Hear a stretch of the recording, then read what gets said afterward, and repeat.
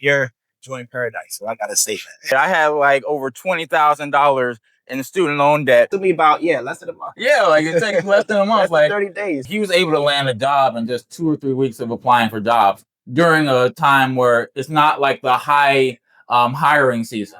Can't complain at all, man. You guys could be here too. I'm no better than you guys, trust me. So if I could do it, Dan could do it. You watching this video too could do it too as well. Okay, guys, so I'm about to meet one of my clients, my English teaching clients.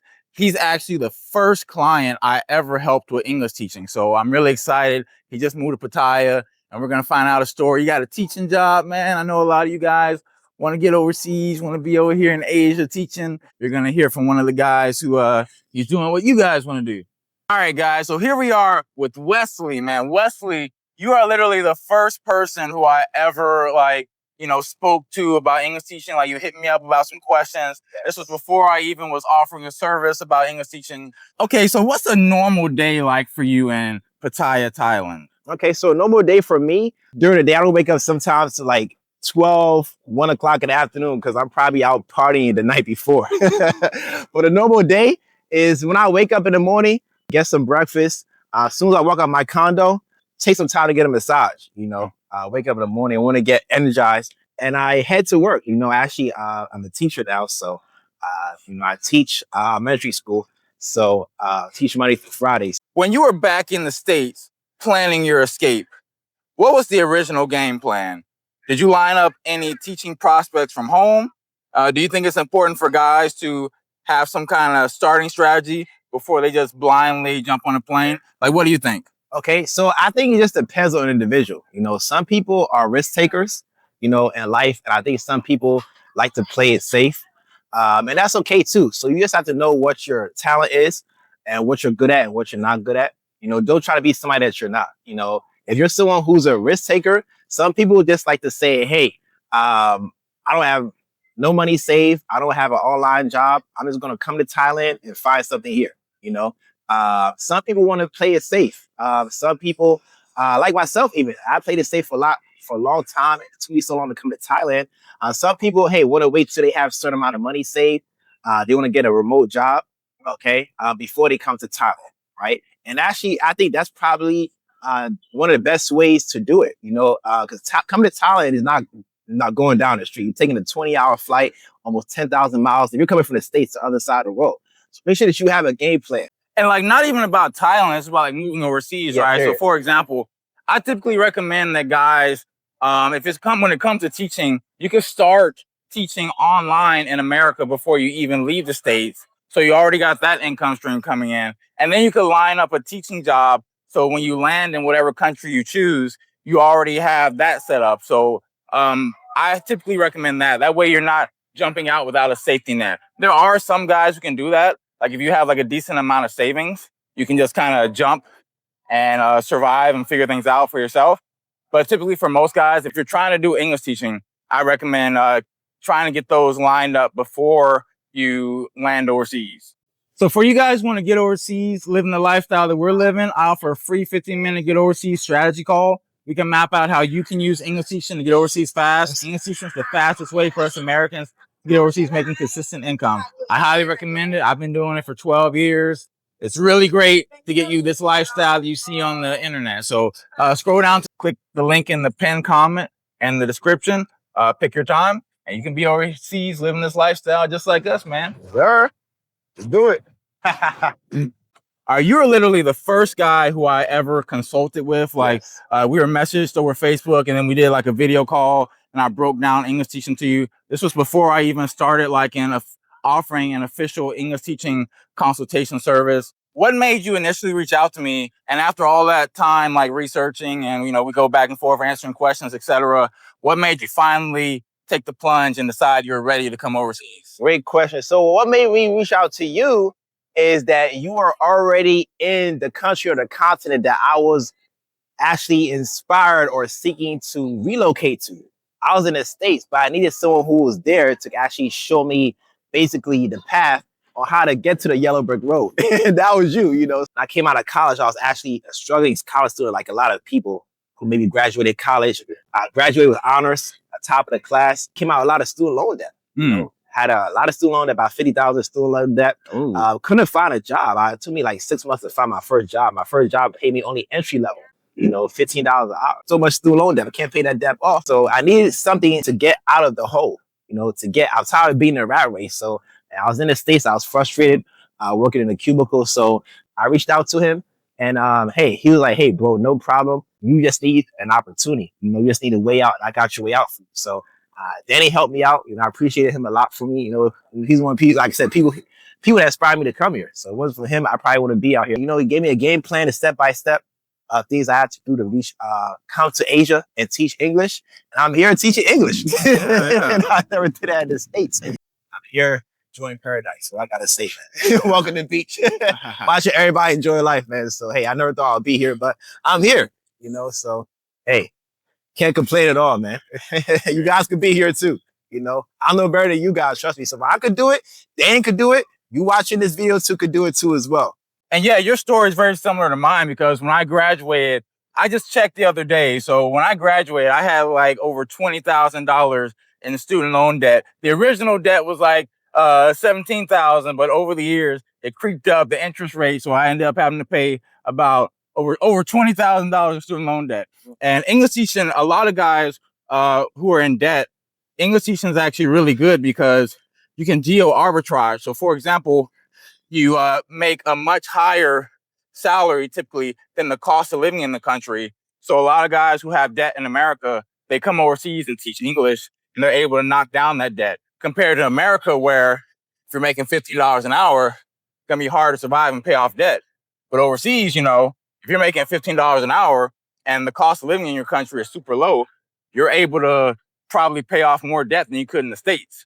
And yeah, my background is engineering too, so I don't even have any teaching background. So Wesley is technically more qualified than I am to teach. But the thing about teaching is that they mainly want that you can speak English. Right. If you have some kind of qualifications, that's great. But overall, the fact that you have like an American passport, right, you speak clear English, you know how to communicate, that's what's really important. That's right. So yeah, a lot of countries overseas, especially being in Asia, it doesn't matter if it's in Thailand, China, they want people who come from a native English speaking country, so what basically that is a country that basically their first language or their foundation is English. So if you come from maybe the United States, if you come from the United Kingdom and you also have some type of experience, even if you don't per se, you can still get an opportunity here. It won't take long at all too, trust me. So. When you finally booked the flight, did you feel ready or did you just know that it was time to move? So when I booked my flight, I would say, I felt a combination of both.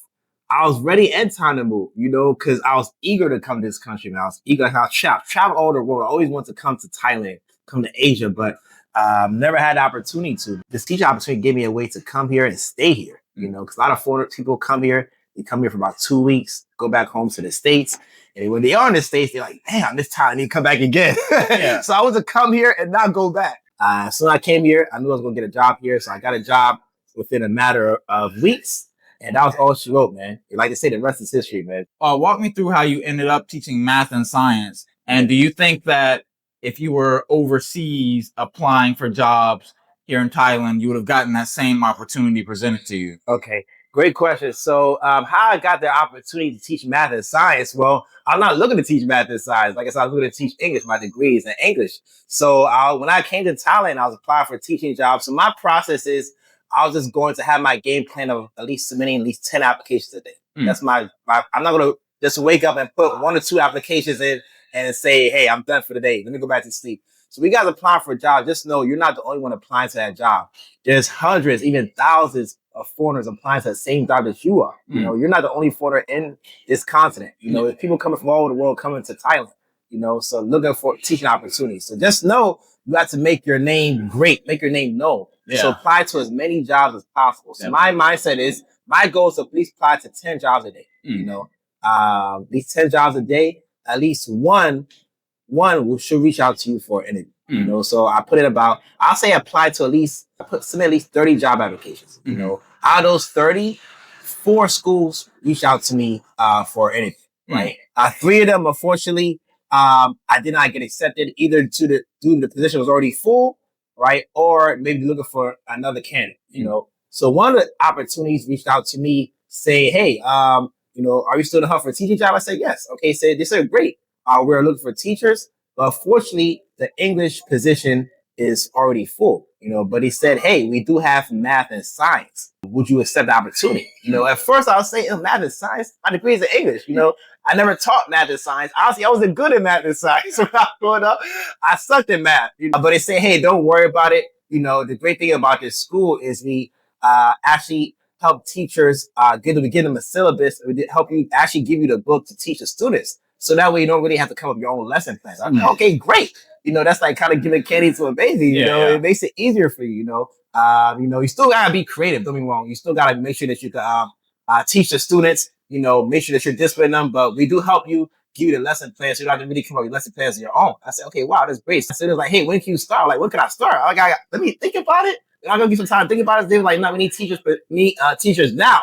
So they told me, hey, either you want it or you don't. I told myself, hey, listen, this is the only job that reached out to me. I put in 30 applications, only got one person reached out to me. That was like, hey, take it, So I went for it. I asked questions later. I took the opportunity. So I was like, this is my shot, Either I'm going to stay in Thailand, I'm going to go back to the States. I told myself, I'm not coming back to the States. I'm either going to make it in Thailand or I'm going to die trying. I took the opportunity. The rest was history, man. So, if I was back in the States, honestly, I probably don't think I would have maybe got the opportunity. Because a lot of teaching jobs in Thailand, not everyone, but some of them want people to already be here in the country. If you're here in the country, it's more advantage versus someone who's not in the country. So doesn't mean you have to come to Thailand to look for a job. If you're stuck in your country, you can still apply for jobs, but some of them want people who are already here. So it makes the process a lot faster and easier. So you can hire you quickly, just like that. So I was already here. I told them I was already in Pattaya. I can start as soon as possible. So they say, hey, great.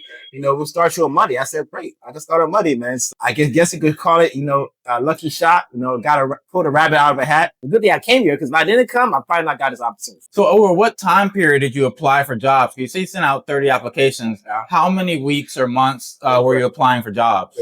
I'll say about 2-3 weeks. Oh, okay. So 2-3 weeks. It took me about, less than a month. Yeah, like it takes less than a month. Like 30 days. So like if it was actually a longer time period, because you came here during a time where the school season, it might have been like an awkward time for a school season. But he was able to land a job in just 2 or 3 weeks of applying for jobs during a time where it's not like the high hiring season. If you started applying for jobs like for next semester, because right now you apply for jobs kind of mid-semester, but if you had started applying now for the upcoming semester, it probably would have been a lot easier for you to get a job, even easier, probably faster. Right. Because I started applying for jobs when the school season already started in Thailand. I started applying for jobs at the beginning of May. So school season in Thailand, I believe, is May, and also I think it's September, October. So I started applying for jobs right when they're looking for teachers. So that helped me out a lot too. Excellent. And it's great that you got a job where like they give you the materials. I've had many different kind of jobs. I have most of the jobs I've taught, they have me just make my own lesson. I have complete freedom pretty much. And a lot of teachers like that. A lot of teachers like being able to just do whatever you want. Some teachers, if they're new, they prefer just, okay, give me the curriculum so I know how to teach. For me, I have like a big repository. I've been teaching over 12 years. So I have a gigantic repository of lessons. So for me, it's pretty easy to just teach my own lesson rather than having to learn another school's curriculum. But, there are different types of jobs. Like a lot of jobs provide different levels of freedom when it comes to what you teach. Yeah, excellent. Yeah, so a lot of teaching jobs and opportunity, they do give you that flexibility where they give you the material and also the lesson plan too as well. So you're somebody that maybe does not have too much teaching experience. Don't worry, you can possibly get lucky, get a school that's going to help you give you the material to teach from, so it makes it easier for you. What would you tell a guy who's looking for a very specific job overseas before he feels comfortable with moving? Because a lot of guys, they want like the perfect job position, the perfect title, or they say, I'm never going to leave America unless I get the perfect setup I want. My perspective is that get a job that's good enough, that gives you the lifestyle you want. It might not be the exact one you want, but it's your first job. So get overseas, get started, and improve from there. That's my perspective. What's your perspective on that for those guys who they don't want to move overseas unless they get the exact thing they want, the perfect remote job, blah, blah, blah. Or they say, I'm not moving unless I get that. My perspective is if you're looking for the exact perfect job title, the exact perfect salary, position, pay, most likely 9 times out of 10 you're not going to get it. So if you're looking for that, you might just stay in your country. You know, because a lot of countries overseas are not going to have the same thing that you have in your country. You know, a lot of countries overseas, number one, they only pay you once a month versus in America, they pay you every 2 weeks, right? So you're not gonna have the exact perfect, you know, job title, salary, position. I'm not telling you to settle for anything, but if you get something, you know, that can at least take care of your bills, they're gonna also help you save money. I'll say just go for it. You know, you're not gonna be there forever. You know, you're not gonna be there for 40, 50 years of your life. Even that may not have the exact salary you're looking for, but do it to gain the experience. That's going to put on your resume, right? So once you do it for at least 6 months to a year, apply for jobs that's paying you more, right? So they see that you have that experience. You have that experience. You have at least something that you've done overseas, especially you never worked out the country before. You got a job opportunity that you're working for the first time, take that job. You can still apply for more jobs as you're doing this job. You know, if you get a better job, maybe 2-3 months down the line, hey, you could quit that job. You know, right?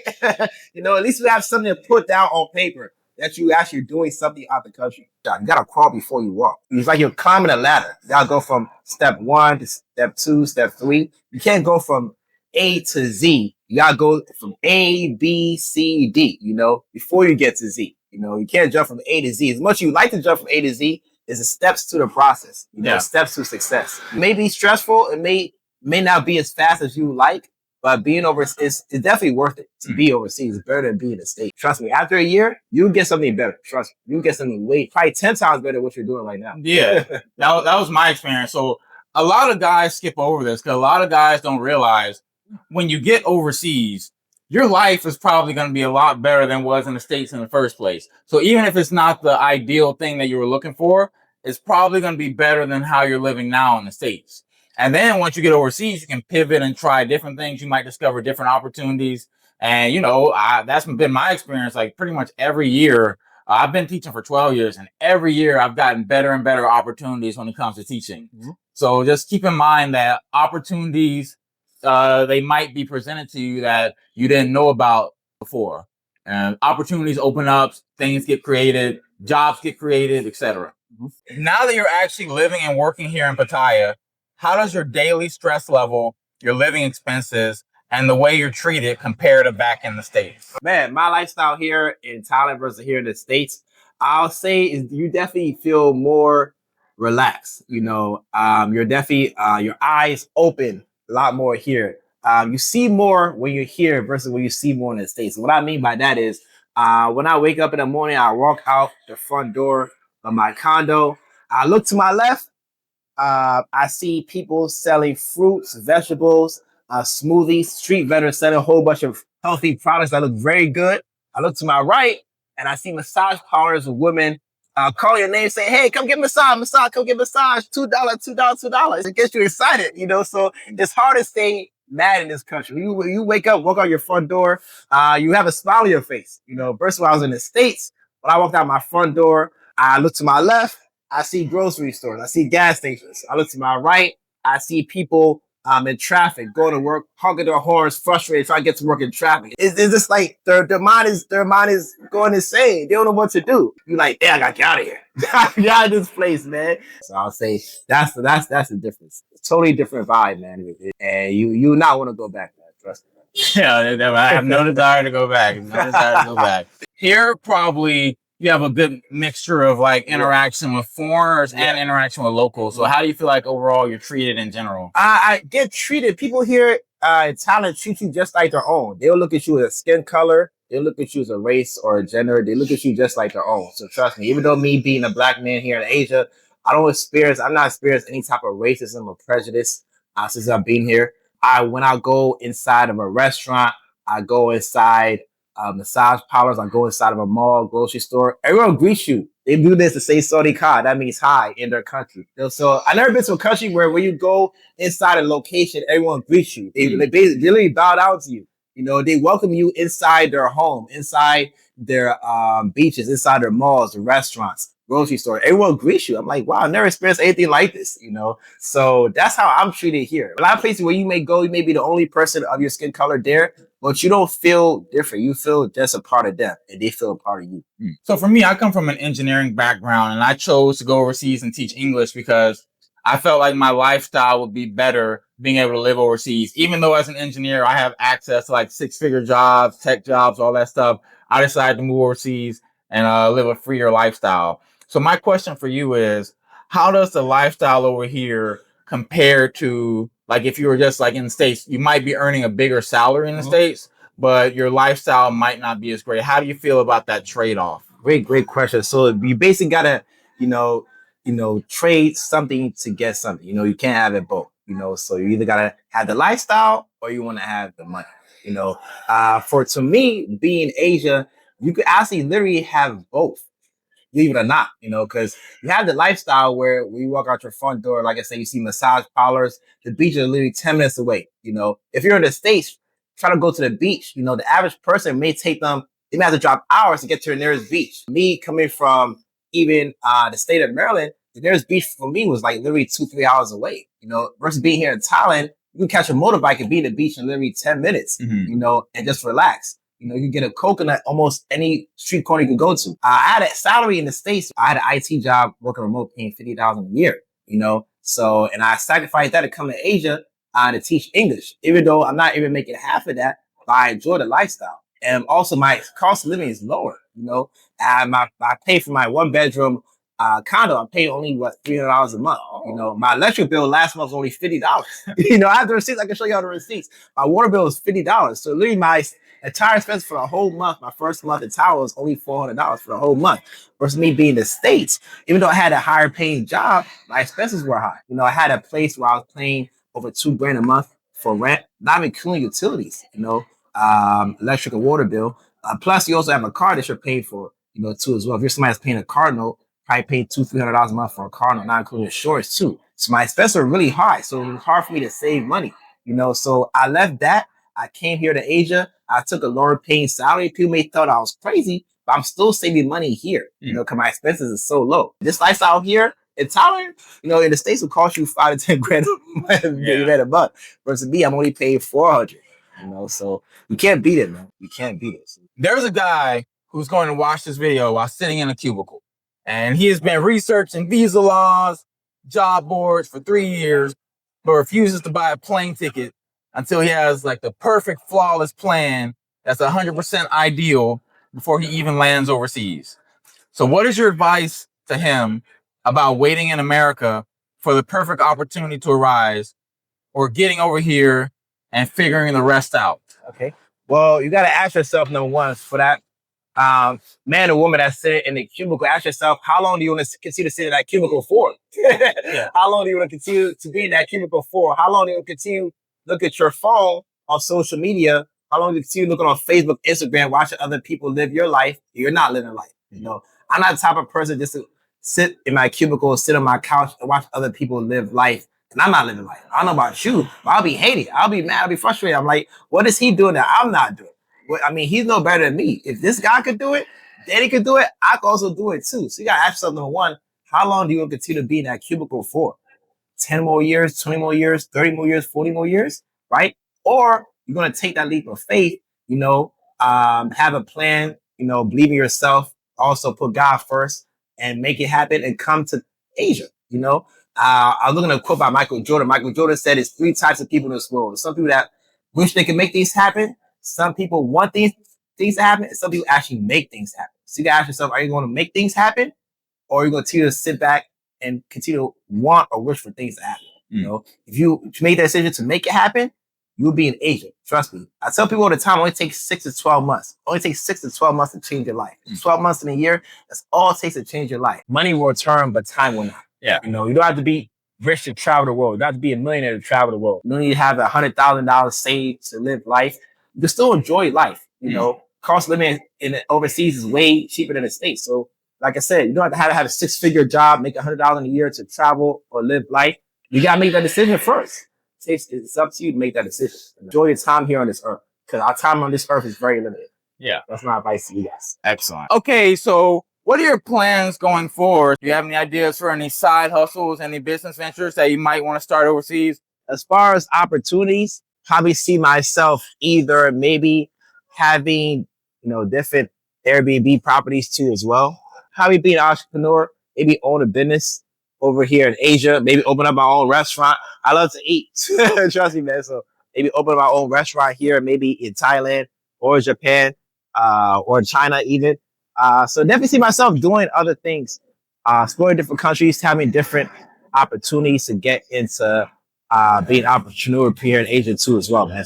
And one thing I like to emphasize to guys is that English teaching is a stepping stone. So it gets you overseas fast, making consistent income. And from there, you can pivot into different fields, different industries, other side ventures, other businesses. A lot of guys overseas got their start teaching English, and then they started some other kind of business, whether it be online or maybe brick and mortar, restaurant, whatever. There's a lot of opportunities that open up to you once you get overseas. But you're not going to find those opportunities if you're just stuck in the States trying to research from America. You got to actually put feet on the ground and get over here. And a lot of other opportunities open up to you. Okay, guys, I want to thank my guest Wesley for showing up, man. Like, you're the first guy I ever consulted with, so it's a really special moment to have you here in Thailand and see you working as a teacher. And hopefully it's inspired you guys to take action and get overseas. English teaching is the fast way to get overseas, making consistent income. And I put a free Quickstart English Teaching guide in the pinned comment and description. It's a guide that'll be sent to your inbox. It gives you an overview of the teaching field, the different kind of jobs you can have, the salaries, the countries you can go to, etc. Just a whole teaching lifestyle. So you guys can live this lifestyle we're living. So hopefully this inspired you, and see you guys in the next video. Yes, sir.